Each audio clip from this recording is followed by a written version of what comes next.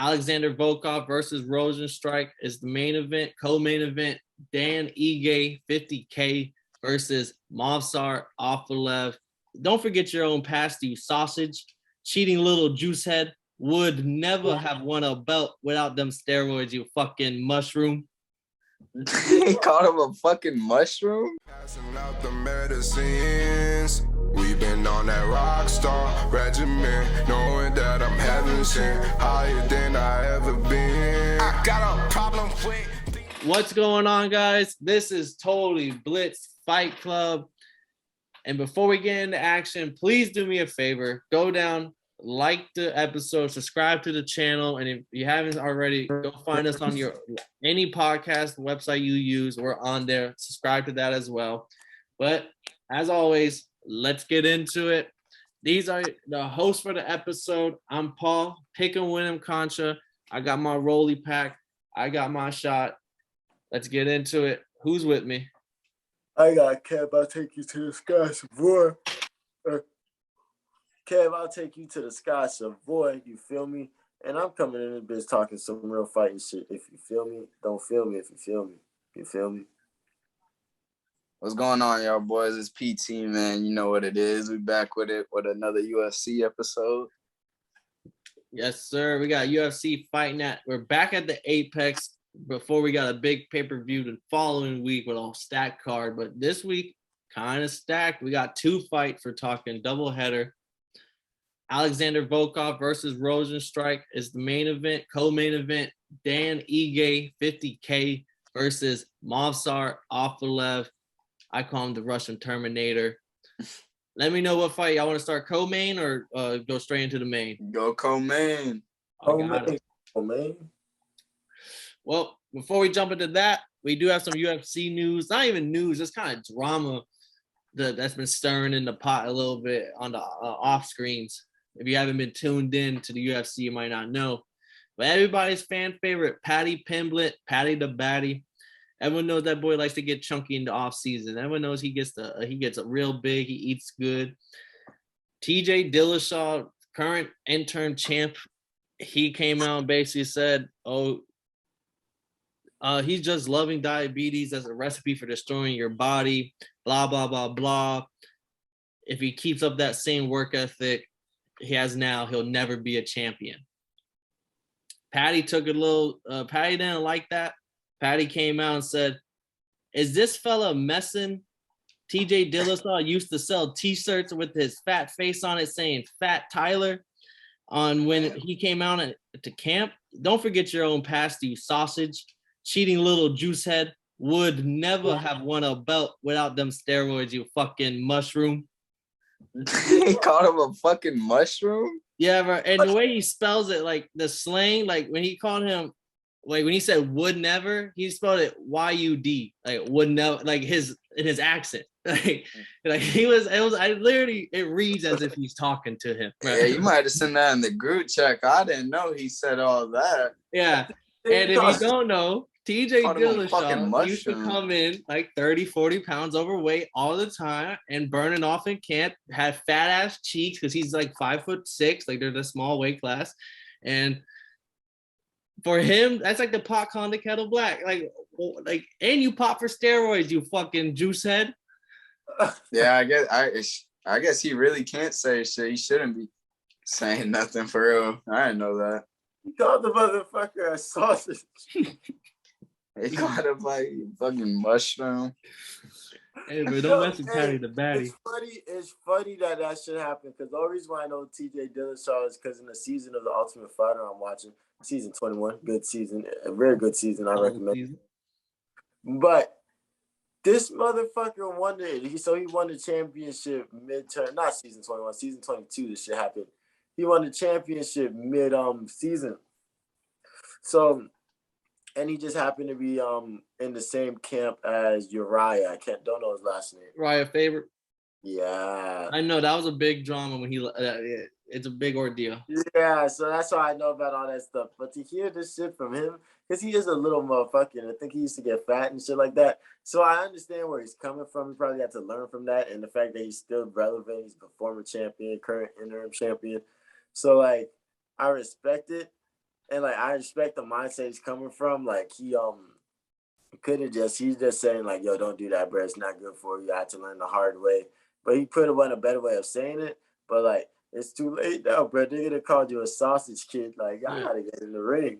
At this point, bro, don't mess with Paddy the Baddy. Yeah, they called me a sausage kid and a mushroom. Yeah, fucking mushroom.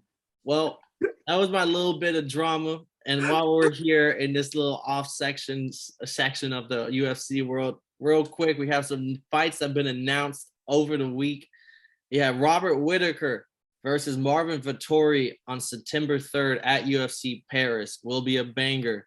You have Brian T. City Ortega versus Yair Rodriguez, main event at UFC Long Island up there in New York. Another banger. And for Usman versus Leon Edwards, all we're waiting for is Usman's hand to heal from Dana White. That's all he says. Once that hand is healed, the fight will be made. Okay, I respect it, man. Motherfucking, don't you just love shooting the podcast? But motherfucking, which one are you looking forward to more? You want to see Usman fight again, or do you want to see Whittaker and Vettori get it in? I rather see the Ortega Yair Rodriguez fight because Ortega's he almost slept for Volkanovski twice. Like Ortega's that dude, and like he really is the toughest test for Volkanovski. He needs to go back at the rematch.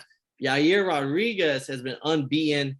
He's like the uncrowned king of the division. Like he doesn't fight much, but he's those people like the fans will say like when he fights he will win type shit. Like so. If Ortega, like that right there, whoever wins that immediately fights Volkanovski, in my opinion. But like, I don't know who wins that fight. These other fights, I kind of lean a certain way, and I think I know how it'll go. That fight right there is a real 50-50. Like Brian Ortega is legit, and Ryan, like I think it's ranked 2 and 4 fighting each other. I respect that. Yeah, that shit. What you think, Marcus? I want to see Usman fight for No cap. I want to see my dog Usman fight. I haven't seen. When was the last time he fought? I don't think we've covered the Usman fight yet. probably the Masvidal fight, right? No, the Covington fight. Covington. Tripping. Yeah, the Covington fight. We didn't cover that one. The first fight we covered was Masvidal Covington right afterwards, but that was I didn't think he hurt his hand on some like just not fighting type shit, just while sparring shits, and then he's been on like the surgery, and they wait 2 months, and then 2 months later it's like, oh, now he's gonna have surgery that's gonna take 4 months, and so it's just been this longer and longer layoff. He's trying to motherfuckers back to the shadow realm, dog. I seen an interview. He had a 20-minute interview before it was cut abruptly on Pat McAfee. He said he's ready to fight. He said every time he's 2 weeks up. He's 2 weeks out. He's always 2 weeks out. He also I thought the Leon Edwards fight was common knowledge because he said that shit no problem on that fucking podcast. So motherfucking, it's gonna be nice to see Usman back in the ring again. I low-key want to see that boy. I haven't been able to cover Usman fight. We've been able to talk about stuff for recapping before, and then the question is always who fights him next. Well, we'll be able to get to cover those fights because shit, we'll be here. We're not going nowhere. Yeah. But let's get into these fights because I just poured up another shot and I'm feeling good. Dan Ige, I just love his nickname. Dan Ige 50K versus Movsar Evoloev. I mean, I'm not sure if y'all too known with these boys, but like Movsar, you're probably not too known with him because he fights like once in a blue moon. Like he fights like once a year type shit. There's no promotion around his fights. He's 15-0. He's a massive favorite in this fight. And he was a champion in his former place. He was the M1 champion over in Russia within 10 fights. He's 5-0 in UFC. Competition's been kind of mediocre, but he's just that Russian war, like his wrestling ground game, like the Chimaevs, the Islams, the Khabibs, like his wrestling is so elite. He takes you to the ground. like I said, hasn't main evented yet, so all his fights are 3 rounds, and yet he averages over 4 takedowns a fight. Wow. He has a nearly 50% takedown accuracy, which is insane for UFC. And the people he fought, so that's one thing you might think, okay, he's fighting kickboxers or something. He's fought guys who are ground guys, people who have wrestling backgrounds, or people that are submission BJJ users. So for him to be able to take them down the way he has, it is the reason. Like Dan Ige's tried and tested, but this 15-0 super prospect out of Russia who doesn't fight often, when he does fight, it's kind of like an Islam thing. Like he just makes it look so effortless, and that's why he's the super favorite here. But everybody knows Dan Ige. Even that boy Marcus knows Dan Ige. Yes, sir, man. The vet, man. The tester. He's been tested. He's got some names on his resume, like Korean Zombie. I think we covered one of his fights not long ago. Or a belt. He was Zombie. Or a belt. What did you say again? That boy Emmett. Josh. Okay. Emmett, heavy-handed. Josh Emmett had the heavy hands, and then Calvin Cater. Man, those are some names to have on a resume. Win or lose, like that means you've been in the octagon. Like you've seen some rounds, so that's definitely a big test for dude. Yeah, Ige's. I mean, once you have your name on not the pay-per-view, but once your name is like UFC, blah blah blah, blank versus blank. Like Dan Ige's had his name on that headline a couple of times. The Korean Zombie fight. Calvin Cater. Calvin Cater, he's not an interim champ, but he's basically fighting for an interim championship in his next fight. Like he's tried and tested. So for him to be a massive underdog, I don't know. It's to me a little disrespectful. Yeah, it kind of is disrespectful to be a massive underdog. Or is this another Russian Khabib Islam? Is this the next coming? Yeah. But something Could be, man. Maybe they really just trying to put us on. It's something in the water out there. I'm trying to train to go out there and train with them boys and see what the fuck they got going on. There's something in the water. Maybe them boys really wrestle in the snow. They do something nobody else is doing. It's dangerous. No, true. Danny, I think I'm still taking Evoloev. I think he wins by decision. His biggest knock is that he doesn't have stand-up. Like, he's not a kickboxer, boxer, but he's not the worst either. Like, he can still kind of hold his own, but he's nothing to be afraid of. So maybe Ige can kind of put some pressure on the feet. And Ige has good takedown defense. Like, he's fought great wrestlers. Like, he's fought all these people. He has the resume. He's seen people just as good as him. Maybe he can stop those takedowns, but I don't know, man. Getting 4 takedowns a fight in just 3 rounds, like in just 50% takedown accuracy, he's just so good. No knock on the Ige. He can be ranked number 7. I think he's like top 10 somewhere in that division. It doesn't matter. This is just one of them Russian Terminators. The Russian Terminator is gonna pull it out, man. We're gonna see. I'm watching this UFC fight, as you should know, and like Jeff Molina, he looked kind of decent. He's nice. Is he fighting on this card too? I don't believe so. I didn't do too much research on this card, but I do know the name Molina, and I know like he's a young prospect coming up. That's really nice. So this video, I'm watching some bullshit. I was hoping the Russian motherfucker, I'll be seeing him take some shit down on this. I'm hurt. Yeah, well, he don't fight often. Like I said, he fights once in a blue moon, so it's like you don't really know what he's doing. It's kind of hard to ever make a push for a title when you only fight maybe once a year. Oh yeah, niggas talk shit. Because think about when you get the belt, you're gonna hold up the division. Yeah, especially this young. You're supposed to be hungry right now. You're supposed to be taking on the fights. Yeah, facts. Supposed to want blood. But I think we're all on that side for that one. For the more even fight for the night here, some names that we've already covered. We covered both these names at least once. Alexander Volkov versus Rozenstruik.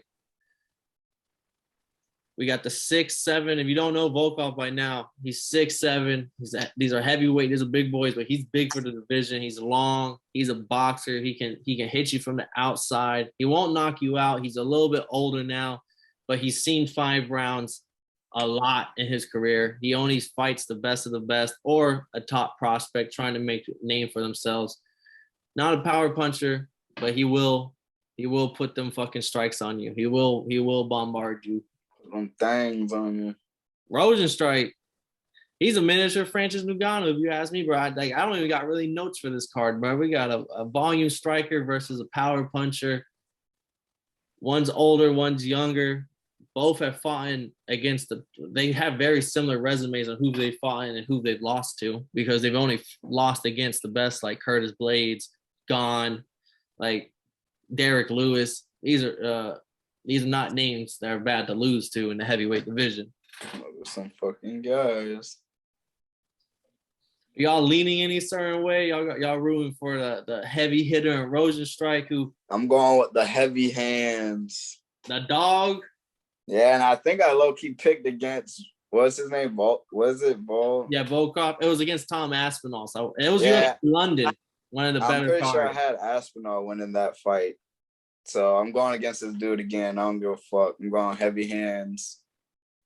Hey, I like it. I like the heavy hands in a UFC bout every time. But it's interesting because, like, I want to see Volkov because I feel like he's a good guy. I want to see him really like showcase his skills. But the way Aspinall kind of wiped the floor, bro, last time, you kind of got to go with the heavy hands. But I'm gonna trust Volkov. I'm gonna go with Volkov. I feel like he's a good guy. He's the vet. But I will say, losing to Tom Aspinall, because I think Tom Aspinall honestly is top 3. I have Ngannou, Cyril Gane, and then Tom Aspinall. Like him and Gane is like right there. Like over Blades. Over Blades. I love Blades. Until Blades can show me better on his feet a little bit more. He's at 4 for me. He's right there at 4, right under them. But losing to Aspinall is not the worst thing, and like not I won't say worst thing, but he just like I just think he's that extra level above competition in the heavyweight. Like at top 3, I think there's a bigger drop off. Those top 3, I think, really they won't lose to those people under them ever. And so he's a little bit older, but I don't take that against him. I honestly was kind of leaning Rozenstruik here, but seeing how hard y'all are going against that boy Drago, I'm going with the veteran. I think like Rozenstruik has that one-hit ability. We've seen it, but he knocked out fucking Andre Orlovsky. One of his first UFC fights, but back in 2019, first punch he landed knocked him out. Wow. He knocked out the fight before that. He knocked out Alan Crowder. First punch he threw, 9 seconds, knocked him out. Damn. He has the boink, okay? He can get you up out of there. Like he hits you with that. Like only person hits harder than him, honestly, in my opinion, in this division is Francis. And him and Francis went to war for 20 seconds, and Francis knocked him out. But like, you just ran into someone that hits harder than you, Playboy. Like it happens. Yeah, literally, that's all it is.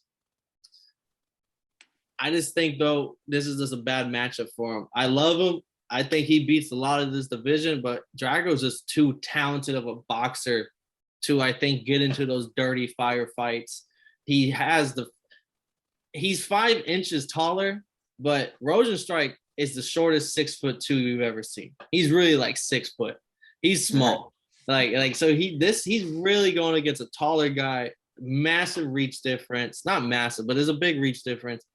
And he's not as clean of a boxer in a fight that I don't think will hit the ground.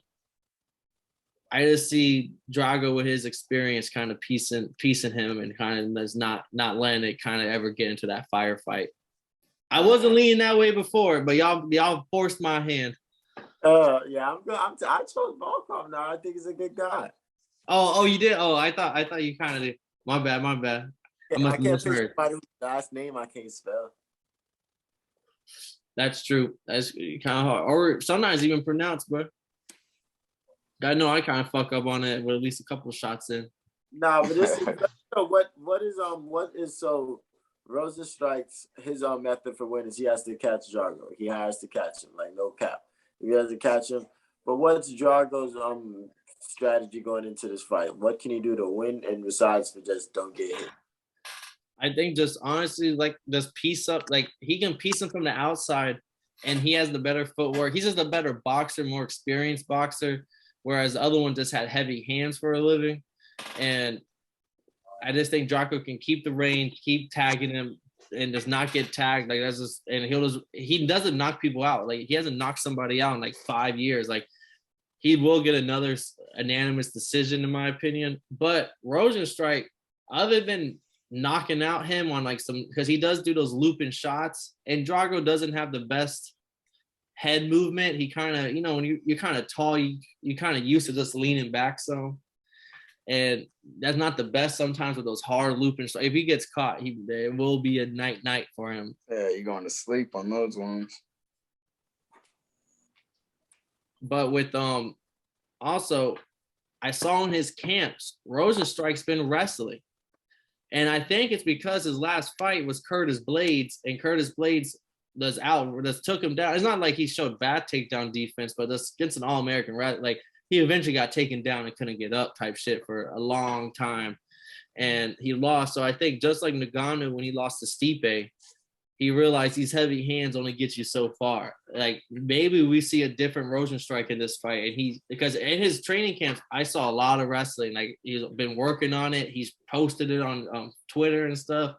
So maybe he knows, because Drago has the worst time against wrestlers. He's so big and long, it boxes people, but has no real ground game. So like maybe Rozenstruik doesn't lean on the heavy hands. Maybe this is a new Rozenstruik. Just like we thought Prentice Wrestle Gone. Like if that happens, the sky's a limit for my boy Rozenstruik. That'd be interesting to see. It's gonna be a good one. I'm looking forward to UFC 6. That's the one marked on my calendars. Every UFC fight is a warm-up to me. I think, like, okay, this is all until UFC 236, Adesanya 48, Cannonier, oh yeah, Holloway, oh yeah. No, you're tripping, bro. We got a huge fight, not this week, but the following June 11th, UFC 275, bro. Teixeira versus Yuri I can't say it, but everyone calls him Yuri Protasovsky, but Glover Teixeira.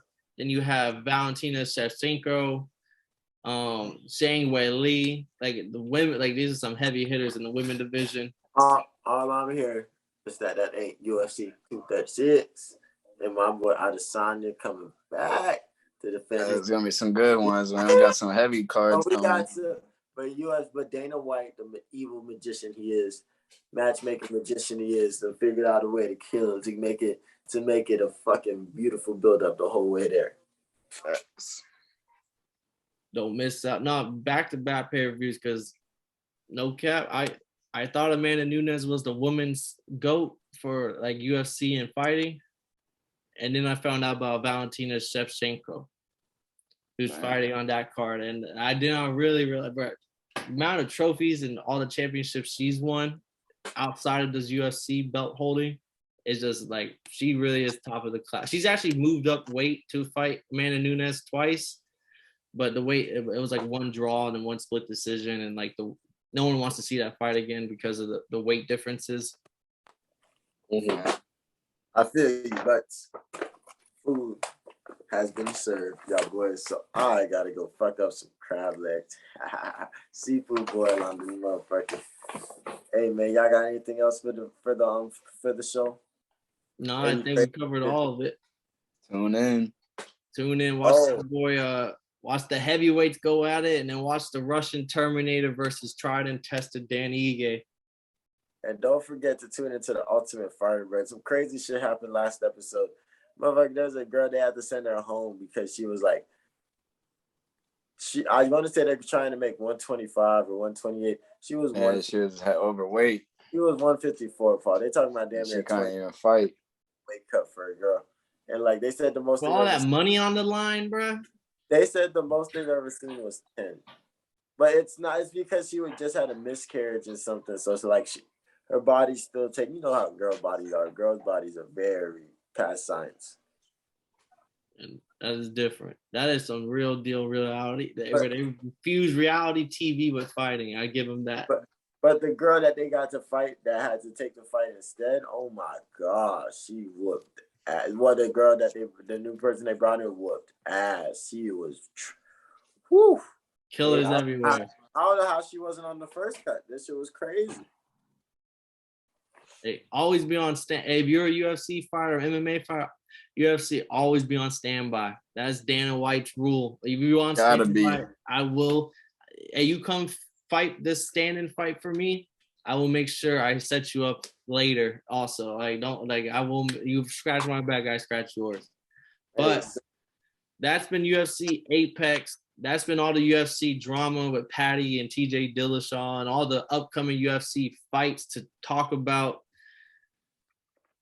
We have nothing else to say. Please go subscribe to the channel. Please like this video. Hell, drop a comment. Let us know your picks for the upcoming fights. And Kev, let them know. That you's a bitch. I'm out. Problem with being problematic. Get the light beam on me, ready for electrostatic. Don't you